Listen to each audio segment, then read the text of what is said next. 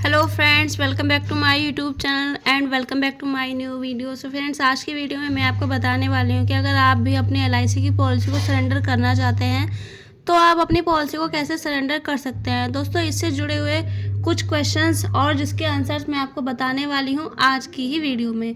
So friends, अगर आप लोग हमारे चैनल पर नए हैं, वीडियो को पहली बार देख रहे हैं तो फ्रेंड्स वीडियो को पूरा ज़रूर देखें। हो सकता है कि ये वीडियो आपके काफ़ी काम आ जाए। इसी के अलावा अगर वीडियो पसंद आती है तो वीडियो को लाइक ज़रूर कीजिएगा, अपने फ्रेंड्स के साथ शेयर करना बिल्कुल भी मत भूलिएगा।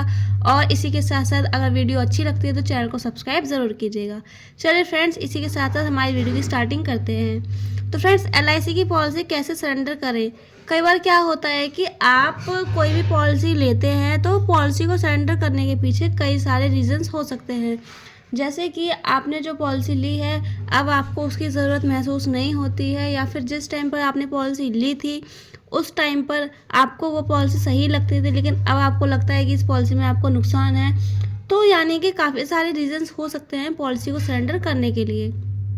तो इस केस में हम लोग आज की वीडियो में डिस्कस करते हैं कि ऐसे कौन से क्वेश्चंस हैं जो कि आपके मन में भी आ सकते हैं और आपको मैं आज की वीडियो में उसका जवाब दूंगी।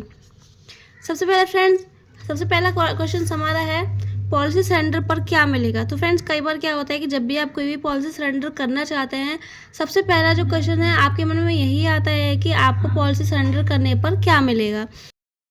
तो दोस्तों, जो भी इसकी एग्जैक्ट वैल्यू होती है वो आपको ब्रांच से, यानी कि जो भी आपकी सर्विसिंग ब्रांच है वहाँ से आपको पता चलता है।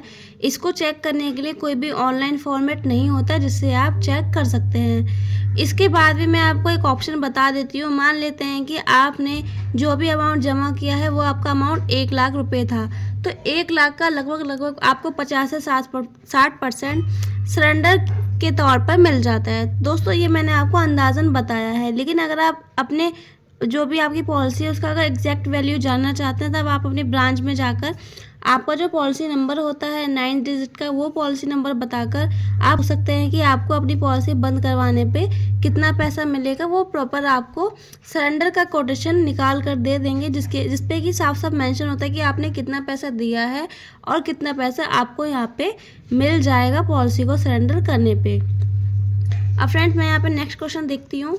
नेक्स्ट क्वेश्चन है कि कब सरेंडर कर सकते हैं, यानी कि पॉलिसी लेने के बाद कितने टाइम के बाद अगर आप अपनी पॉलिसी को सरेंडर करते हैं तो यहाँ पे आपके पास ऑप्शन होता है। क्योंकि कई बार क्या होता है, कुछ लोग सिर्फ और सिर्फ पॉलिसी को 2 महीने, 3 महीने, 6 महीने या फिर 1 साल चलाते हैं और उसके बाद वो उस पॉलिसी को चलाना बंद कर देते हैं और उनको लगता है कि वो उस पॉलिसी को जो भी उसमें पैसा दिया है वो उनको वापस मिल जाएगा। लेकिन फ्रेंड्स, ऐसा नहीं होता है। जब भी आप कोई भी पॉलिसी को सरेंडर करना चाहते हैं तो सरेंडर करने के लिए आपको एक टाइम तक अपनी पॉलिसी को चलाना होता है। वो डिपेंड करता है पॉलिसी के ऊपर। यानी कि अगर आपका कोई भी रेगुलर प्लान है, जैसे कि एलआईसी का इंडोमेंट प्लान है, जीवन लाभ प्लान है, जीवन आनंद प्लान है, तो फ्रेंड्स इन जैसे प्लान के लिए डिपेंड करता है कि आपको, अगर आपने अभी पॉलिसी ली है यानी कि 1 साल हुआ है आपको पॉलिसी लिए हुए, तो आप इस पॉलिसी को सरेंडर कर सकते हैं। दोस्तों, सरेंडर के जो नियम हैं वो टाइम टाइम पर चेंज होते रहते हैं। पहले के समय में नियम ये था कि आपको कम से कम अपनी पॉलिसी को 3 साल चलाना होता था। उसके बाद नियम चेंज हुआ, जो कि आप अपनी पॉलिसी को 2 साल चलाने के बाद भी पॉलिसी को सरेंडर कर सकते थे।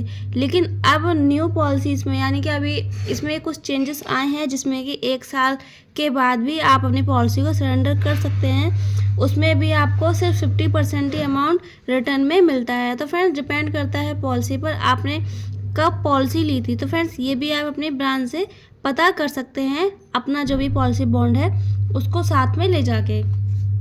इसके साथ साथ फ्रेंड्स, यहाँ पे हम लोग नेक्स्ट क्वेश्चन देख लेते हैं। तो फ्रेंड्स, नेक्स्ट क्वेश्चन हमारे यहाँ पे ये है कि डॉक्यूमेंट क्या क्या लगते हैं।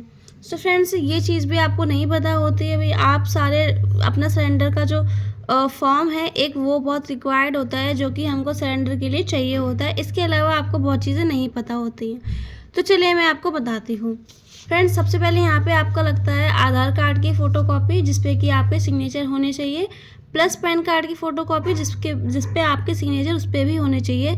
इसके अलावा कैंसिल चेक आपके नाम का चाहिए होता है, जिस पे आपका नाम प्रिंट हो और आपका जो अकाउंट नंबर है वो भी प्रिंट होना चाहिए। अगर आपके पास कैंसिल चेक नहीं है तब आप अपनी पासबुक भी दे सकते हैं, जिसमें कि प्रेजेंट की एंट्रीज होनी चाहिए। इसके अलावा सरेंडर फॉर्म और साथ ही साथ आपका पॉलिसी बॉन्ड भी इसमें लगता है। तो फ्रेंड्स, ये सारे डॉक्यूमेंट ले जाने होते हैं आपको और इन डॉक्यूमेंट्स को ब्रांच में सबमिट करना होता है। उसके साथ साथ जो ब्रांच में जो भी ऑफिसर वहाँ पे होते हैं वो आपको एक रिसीविंग देते हैं, जो रिसीविंग आपको संभाल के रखनी होती है आपका पैसा आने तक। तो फ्रेंड्स, ये डॉक्यूमेंट होते हैं जो कि आपको पॉलिसी सरेंडर करते टाइम चाहिए होते हैं। अगर इनमें से कोई भी डॉक्यूमेंट आपका नहीं है, पैन कार्ड नहीं है या आधार कार्ड नहीं है, तो उस केस में वहाँ पे आपको वो लोग कोई और सॉल्यूशन बताते हैं, लेकिन आपका काम हो जाता है। इसके अलावा बात करते हैं नेक्स्ट क्वेश्चन की कि कितने दिन में पैसा आता है आपके अकाउंट में। तो फ्रेंड्स, कई बार क्या होता है कि आपने कोई भी पॉलिसी सरेंडर की लेकिन आपको पैसे की ज़रूरत बहुत जल्दी में ही है, 2-3 दिन में। तो फ्रेंड्स, इस केस में आपको पता होना चाहिए कि कितने दिन में पैसा आता है। सो फ्रेंड्स, कॉमनली देखा जाए तो कम से कम 10 से 15 दिन का टाइम लगता है, जिसमें कि आपका जो पैसा है सरेंडर का पैसा वो आपके अकाउंट में आ जाता है।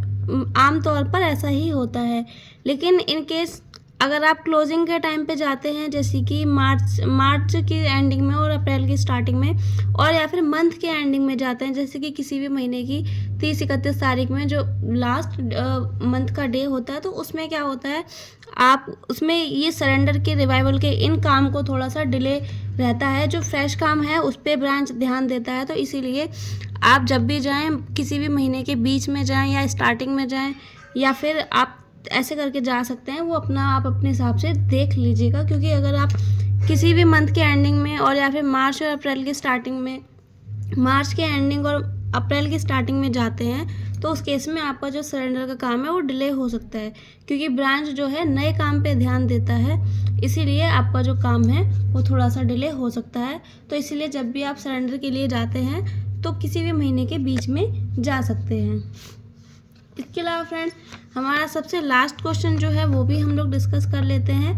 दोस्तों, यहाँ पे बहुत से लोगों के मन में ये क्वेश्चन आता है कि एजेंट की ज़रूरत पड़ेगी क्या।